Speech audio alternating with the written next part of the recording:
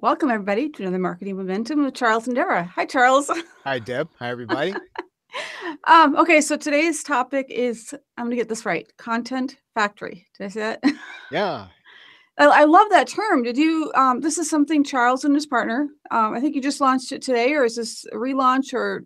Yeah, no, we launched it today. I wish I could say I coined the phrase, but it's kind of a common term. I think John Reese may have captured it maybe Okay. about 8 or 9 years ago, and people have been using it a lot since then. And I think you know he was ahead of his time at that point, right? Because I mean, people were kind of um, wondering, so how do I get this mysterious sort of traffic, right? And back then, it really was interesting was I think it was all search engine based, right? And Mhm. when did that change? When um, you sort of had to have the most stuff for your keyword kind of directed at a place, right? And Yep. that was the way that you sort of um, depended that you could probably pretty much dominate some keywords and you knew you were gonna get some traffic if you can get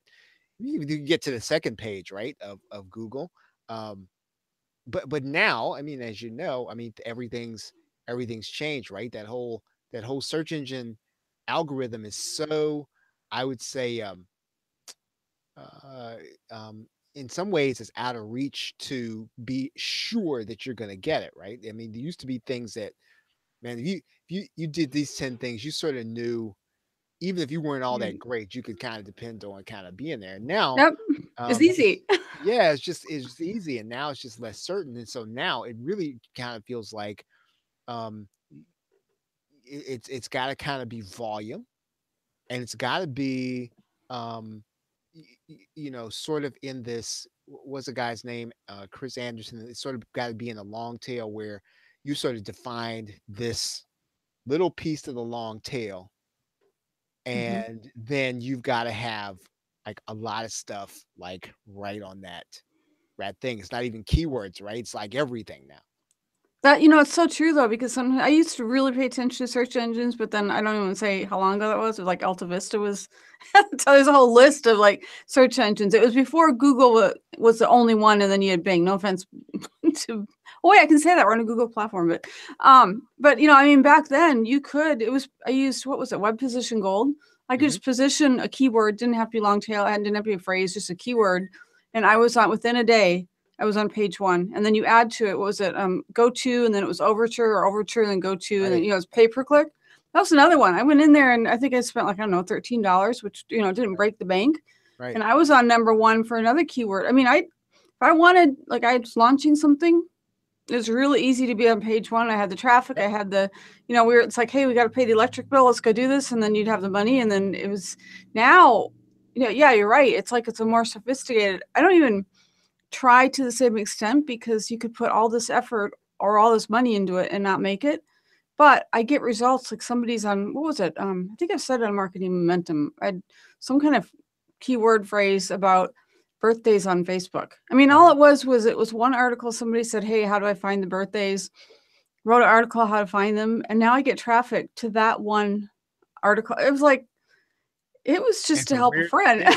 Yeah, yeah, exactly. And it was all organic, Mhm. and you know, it's kind, and you and I know personally, right? We know personally people um who are part of, I mean, ironically, they're not part of a Facebook group, they're part of a Skype group, really old school, but these people who spend all day trying to get rankings. And so now, you're really up against people who, they spend that's what they spend their time talking about, that's what they spend their time doing. And then even the people that we sort of know, right, in the group, they're probably not they probably don't have like teams of people, right, doing all this, Mhm. who so really just the whole idea of traffic has sort of changed now, and it's really now that you've got to build this platform where you sell from the platform, you train from the platform, you entertain from the platform, and it's becoming now where, we use the word niche, and I think it now is it's really about brand, right? It's sort of got to be Mhm. connected to you. That makes sense. I was just going to ask you if you think it's more about branding, getting out there in social media, getting out there, even the content. I mean, making sure that and every time I think of content factory, I think of, and correct me if I'm wrong, but I mean, you're producing content, whether it's a blog post, a video, a podcast, or whatever, you're getting content out there. But if I'm hearing you correctly, Charles, you're saying this whole thing, it's like a branding. I hate to use the word empire because it sounds almost egotistical, but a branding empire around your brand and what you offer. Yeah, you've got to have you've got to sort of define where you're going to plant your flag now, because you can no longer say I'm the furniture guy, I'm the light switch guy. Well, I mean, there are probably 95 other light switch guys now, and all of them, right, are going to be using all of the, all the old stuff, the backlink, all, you're going to do all that stuff. And so you've almost got to have not a strategy where you're going to kind of put stuff up and set and forget it. It's got to kind of be, this is where the factory aspect comes in. It's got to kind of be coming like all of the time, kind of really consistently over, this formula thing. I was thinking when you're talking about like the light switch guy and the furniture guy, and I was thinking if you have 95 of them, I wonder I don't know what the percentage is, and that's not necessarily the point of marketing meant to figure out even though I love math and figuring out the statistics, but I mean, Yeah. there's got to be a certain percentage of all of the furniture guys, they're really good at what they do, know their stuff. A certain percentage that really don't know their stuff and probably shouldn't be in there now. And then you've got like in the middle. I was thinking about that too, as far as I run into that a lot where people that know how to get the traffic or know Yep. how to create a content factory are not necessarily the expert. I hate to say that, but some of these, I'm not going to say the name. I have referenced them on here before, but I don't want to embarrass them or anything. But there's a certain group that, oh, and then there's my husband that came home, and the dog heard we have a security system that ding, ding, ding. And yeah, our Chihuahua doesn't like that. So, sorry about that. I can't really compete with him. The hope is that hubby walks across the house and up the stairs and comes and greets him. He's really weird. He's old, so he's got to like sniff to make sure that, oh yeah, I do know you. Oh, yeah. He can't go by. I'm probably the same way. Yeah, yeah. He can't go by hearing. He's got to actually. Thank you. Hello, Michael. Hey, Charles. Hello, Mike. You're live on Marketing Momentum, but you can take your little friend with you if you'd like. Are you already live? Yes, we are live. So we're having this conversation like on the recording. Okay, thank you. All right, that was. All right, if you're watching this, that will be removed from the recorded version. Why? Yeah, really, just leave that in there. We got to figure out kind of a new routine for that. But anyway, it was live and ad lib. Okay, so content factory. You get people that are experts that kind of deserve. I don't want to say deserve. That's the wrong word. But I mean, it's legitimate when you see that there's all this content. It represents their expertise. But just before we came on, other than the dog barking, I heard, what was it? I heard somebody, I'm not faulting them for using this word. I probably am more sensitive because I'm going to school for it, but psychology. So, in probably a few years, I was going to say a few months, but, we're in the home stretch where I can call myself, Dr. Deborah or psychologist. But now I'm really in tune where I hear other people say psychology, which I did too before I went to school. I mean, it's a cool topic, whatever, but I see stuff like, and I can't think what it is. Maybe you've seen it, Charles. There's one that's really popular on like the psychology of content marketing or something. And I get these emails and I'm looking at going, but what's your background in psychology? Because it's one thing to say psychology. It's another thing to market psychology. And it's like, please don't market psychology if you really don't have a background in some sort of research in psychology. Right. Yeah. And same with the furniture guy. It's like, it's not the person that's getting the traffic and maybe, happily functioning a content factory may not be the person that really should be there. That's right. Right. Exactly. Right. Yeah. And I guess, what you hope over time is that, if the person is that eventually, a person will not be able to produce, at that level, right? With that real, because again, I mean, I guess it's two things, right? It's got to kind of be organic.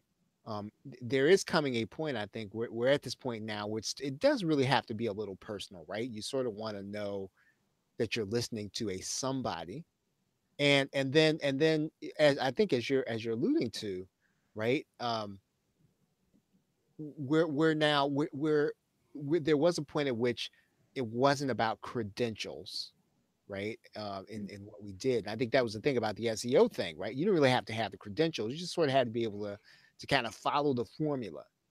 And I think now that the market's evolving, maturing, where you sort of like now you're asking that question, like, do you know psychology? Well, okay, so how'd you learn psychology? I don't remember you telling me your story. So now, I mean, people are kind of getting hip to, okay, well, this guy can continue to produce it. I think that's cool.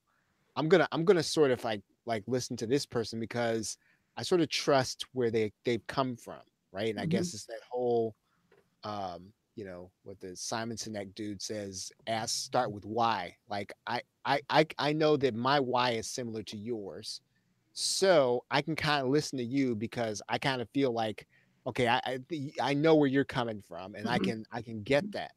And but at the same time though, it's got yeah, I think I heard today I was listening to or yesterday I was listening to the radio and I think it was Randy Zuckerberg. She's got this radio show, and she was talking about Gary V. I mean, everybody talks about Gary V, but they're just talking about how he's now got these eight dudes, right, who follow him with his camera, right, and just 24 hours a day, just follow this dude, right, and Okay, so they're always 24 hours. You better stay out of the bathroom. That's right, that's a exactly, right, private place. exactly, right, yeah, I hope he's not married, Yeah. but Oh, I'd have things to say if that were Michael. If he was right, exactly. So they're following this dude around so that he can. And I mean, that's just where he is, right? And so, and I don't know if that's always going to be valued, but I do know that I mean, what he is saying is that I'm going to be doing stuff, and while I'm doing stuff, capture this, and then I can then use like the best of it. And I guess that's sort of the idea, right? And sort of I can continually give people something that either they want or that is going to be authentic, it's going to be genuine, and it's going to be deliverable. To some extent, weren't we doing that about the time we started Marketing Momentum? I know I was probably producing more because I mean, less things going on. Somehow this Yeah. doctorate, sucks up all my time. But I was thinking that I'm trying to figure out when that frame of mind, the thinking came in because I know, it used to be like we'd do Marketing Momentum, I'd take out a part, and I was doing videos with DaVinci Yep. and we'd take out little snippets and put it on Instagram video. And that was right when Instagram came out with video, not 2012, but back then, if you will. Yep. But it was like, okay, how many different ways, Instagram pictures, Pinterest, how many different ways can we take one piece of content and put it everywhere? And now let's produce another piece of content. I feel like I was a content factory as a person There's no that just question you kept were. just producing. And at some point it's like, okay, I can't do everything. At some point I have to sleep. But it sounds like we're almost revisiting that thought. Like some of us have been doing it for a while, but now it's becoming more doable. I mean, like Oh, it's definitely more doable now, right? Yeah. And some people they kind of pick their poison, right? I mean, somebody's gonna do there's this guy, and I don't know him personally. His name is Steve Scott, and he writes Kindle books.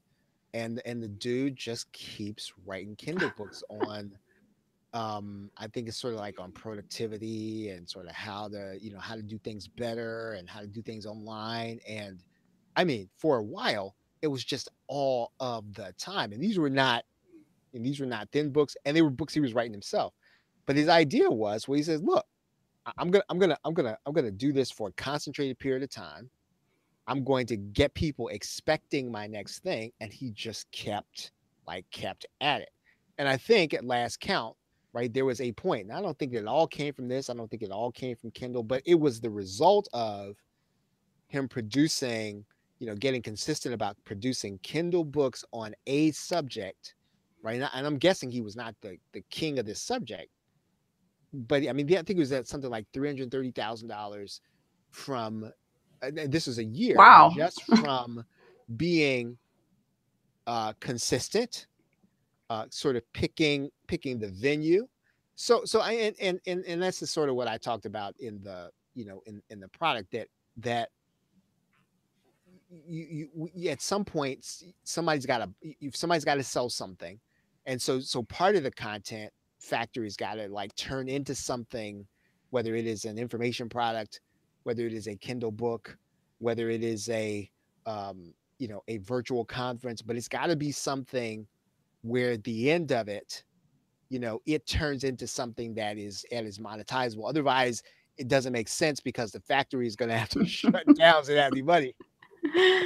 Yes, I'm learning that. And then you stop and you go, oh, I'm spending all this time creating a product for them to purchase that, oh, I forgot to write the blog post. Yeah, I was almost feeling guilty listening to the sales video this morning. I'm like, but I preach being consistent. But the problem is with, I lost count of 65 blogs. They're not all active blogs. So I think that number is 46. But I'm not consistently posting on them every single week. It's like somehow I intend to do that. And then 46 blogs just don't happen that week. Well, I think that's what it is, right? We've talked about it before. The problem with the internet, especially people who do information marketing, is everything works, and everything everything is possible. So in other words, you sort of look at something, you say, man, you know what? I think I could probably do that. Like, you say, well, man, I could write a Kindle book. And so you say, well, but that's not what you're doing right now. But yeah, but I could do that though. I could see where I could do. I could see where I could do it. And so you just start thinking, well, man, I gotta try to write a Kindle book. When really, you sort of have time to sort of, again, it's now becoming like you sort of have time to master like one or two things, and like be really super consistent, and then work out like where something's not making the money that you thought, right? And then going back to work and say, okay, you know what? I launched this thing. It didn't make the money I thought. So what do I need to do for the next one? Like if there's no next one, like you never learned a lesson. And so what happens, I think, for people who are involved in what we do is like, okay, well, okay, that didn't make the money I want. So I got to go over here and like work on this. Try that, Joel. I gotta go over here and work on this thing, man. Because this thing, man, I could really see that working. And again, I just think and people say it's like I don't think it is a bad thing, and I don't think that it is something that makes a person less than. It's sort of like really until you really find something. I don't even think it's that you have to love it. I think it's kind of like you keep trying to find something that is going to be sustainable and easy for you to do, that's going to be profitable, right? So you keep trying to plug into something, because even if you do something and you work really hard and you say, well, man, this thing made $10. Well, that's not what I had in mind. But I mean, the fact of the matter is that a person could work on that thing that made $10 and say, okay, you know what? I could figure out now how to make this thing make $20. That is the logical thing to do. And some people are wired that way, I think, to do that. And they just need to know. Now I think I was trying to say in the product, say it's okay if that's the way you're wired, that if you know how to get $10 up to $20 and $20 up to $40 and then $50 up to $100, that's okay, because you sort of think it's not okay because there are people out there like Steve Scott making $330,000. You just think, well, man, this is not working. So, but if you do, I agree with, if you've got something and it's working, it's just a matter of kind of working that area and trying to, I mean, what was it? We made way back when, wow, that's a long time ago now, when we were doing the domain registrations. Yep. I mean, we were only making $2.16. That's how, it's like we paid $10 for the domains and sold them for $12.99. But by the time you factor in the expenses of like the gateway, that was before PayPal existed. So, I mean, by the time you factor, that was $2.16. If I think of it as one domain for that, even way back when, $2.16 was not enough, but we were doing it in bulk. So we were actually doing really well with this until GoDaddy. And when GoDaddy has a price for the consumers that's less than what we were paying wholesale, we're done, and that's fine. Right. I was actually burned out by that point. So it was a fun time in our life, but it was one of those accidental, you kind of fall into something. It's like, oh, wow, now we were number one in the US for a year, actually. Yep. And that was nice, but the market changes so much. You've got to be ready for that kind of that next rabbit to chase. But you were saying something, and this is probably better left to another episode of Marketing Momentum. But I was thinking, Charles, because I always see like Jonathan, you're both, the picture of you two on the on the product on Warrior Plus. It's like, oh, I trust this because he's, especially because I know you, Charles. But having a partner, I think when I look back at the times that were successful, it's like having a partner and being able to bounce things off. And even Charles, you and me, as far as Marketing Momentum, being able to bounce ideas back and forth. I mean, it's not like you can only have one partner for everything you do, but you have a partner in each project. And just recently I paired up with this gal, and it's like she can read my mind. We've only known each other, I think I mentioned her last week, only known each other for a couple of months. And she gets me, I get her feedback. She's like, no, Deb, I think that won't work because of this, and vice versa. But it seems like exponentially, it's not the adding of what she can do and what I can do, but it's like exponentially we're moving forward faster. She gets excited when I get something done. I get excited when she gets something done. And all of a sudden it's like, oh, let's move this forward. I'm creating things. She's selling things. It seems like it becomes a machine. And I felt the same way when I partnered with Da Vinci, when we were doing, Social Cafe, the whole thing. And I think having a partner that understands you, it seems like it helps. I was wondering what you thought, because I know you've partnered with different people. Yeah, and it's funny. I think first, what's the old expression? I mean, on the internet, nobody knows if you're really a dog or something, and so, and I think about that, right, in the context of, it's hard to bail. It's easy to bail, when nobody knows exactly what's going on at your house. It's like, no, I'm not going to do this webinar tonight because there's an earthquake here. It's like, really? Is there really an earthquake there in Harrisburg? That's a good one. But you have a partner, right? You can't say, well, there's an earthquake here, and so I'm just gonna get there and do it, right? Mm-hmm. And I think the unsaid area of accountability helps you to do more than you would do otherwise, because it's just too easy to bail on stuff, online. The other thing, and I think Dwayne used to say this all the time, and that you need to try to get okay with making a lot of a little bit instead of a little bit of a little bit of a lot, right? And so a little bit. I was like, and his mindset was that if you're willing to partner up with people and take less, you'll go farther, right? Mm-hmm. And so even if you take less, you'll do more, and then you'll produce more. But if you sort of think, well, man, I don't want to partner, right? Because I got to do all this stuff, and I got to be accountable to somebody else. I got to make less money because I got to share it with this individual. Then that's just short-sighted, because you will not do as much, you will not produce as much, you will not hold yourself accountable as much, and as a result, you cannot. By nature, you cannot go as far as you would have otherwise. I think definitely a partner.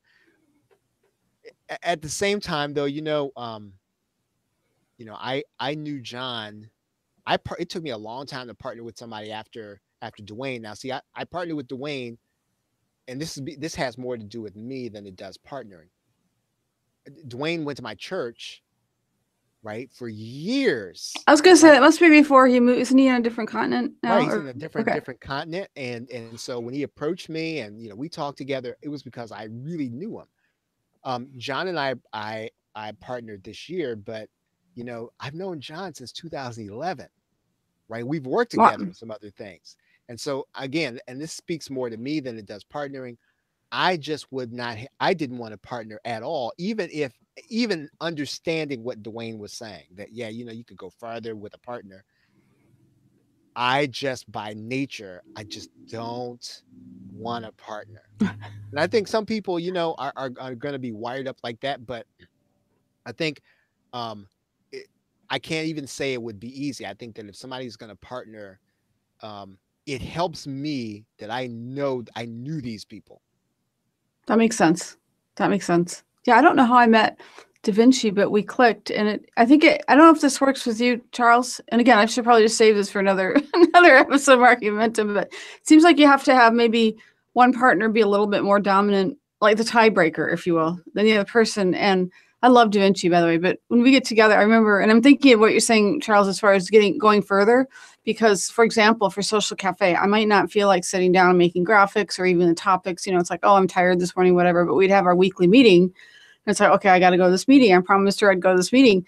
And part of it might be the time difference. It's like 8:00 for me. And it was, it's 11 for her. She's like, I'm ready to go. We're doing this. It's like, I'm so like, I don't care at this point because I'm just tired. It's like, oh, Da Vinci, you want that topic? Okay, we'll just do that. I'll just type it in, whatever she said. And she had brilliant ideas. I mean, her, use of words and everything. So I just went with it. And then I would go make the graphics off of that. But this whole thing, like this checklist item where I have to show up at the meeting because I promised. And then we've got the topics. So I will just copy and paste those into the graphics. And then, but when you look at it, all of a sudden the whole month is done as far as graphics. Whereas when I'm by myself, it's like, oh, wow, I didn't do the graphics for next week. Or that, it's like, it's not that I don't have checklists. It's just somehow without that accountability, it kind of ebbs and flows. Yep. No, I think that is certainly right. Yeah. It's just really easy not to do it. Yep. And now I feel accountable, even if she's not cracking it. And I'm not saying Da Vinci's cracking a whip. No, Da Vinci is wonderful. Your Life After 25. Right. If you guys have a chance to see her, she's a brilliant young woman. She's passionate. She's all that. She's wonderful. But my current partner, I think we're more, hey, how can I encourage you? How can there's still going to be someone who's dominant in a conversation, but it's more of this different kind of relationship. And I know enough about psychology to say every relationship's going to have its own definition. And maybe on the same time zone. Yeah, I tend to, well, actually, Kat's in the central, but I do tend to partner with people that are in the time zone that they're ahead of me. It does. And what was it? Like, I shouldn't pick on Kat's like, I can't figure out time zones for anything. It's like, honey, that's okay. Everything I do, I will just put it in central time zone for you and then send it to you so that we're on the same page. Because, East Coast rains as far as. Oh, yeah. That one. And it's like, I told you when I was in New York, it's like they didn't have the concept of what California is like. What California is on a different time zone, but in California, in the financial industry, everything. I got up at 4:30 just to be at work at 5:30, be ready for a market opening. And it's like, why are you getting there so early? Well, because it's New York, Wall Street. What's going on? It's like, yeah, we have a different way of thinking on the West Coast because we try to cater to the East Coast. But anyway, that is definitely another topic. But wow, so much as far as like content marketing, content factory, making sure, wow, this is a whole nother series of 10 different topics. But and maybe at some point we should cover the different things to consider for a partnership. But I'm impressed how well you and John, I keep on saying Jonathan. I think that's what he's like Jonathan, like I'm Deborah, but I'm Deb, right? Is that right. How well you guys work that out? And I get the little emails, and subscribe to notifications for Wire. As far as when a new product comes out, it's like, all right, yay, they're doing another one on that. Oh, and your emails. Seriously though, I'm not just saying this because Charles is here. He really does have the best emails. I read quite a few emails, and Charles, I'm sorry I don't read all of your emails because I don't read anybody's all of their emails. That's not grammatically correct, but you do. He is very personable. You don't feel like Charles is selling to you. You feel like it's a conversation. So if you can subscribe to his emails, you will enjoy reading them even just on a personal level. So that's good. But anyway, I'm babbling at this point, so it's a good time to end. Sorry, I don't mean to take the floor and just start babbling. Oh man, I could tell you so many things about Michael trying to get me to be quiet. That's probably why it's like, oh good, she's doing marketing momentum. I don't have to listen to her for a while. Okay, and with that, thank you all for tuning in for Marketing Momentum with Charles and Deborah, and we will see you next week. Bye-bye, Deb. Bye, everybody.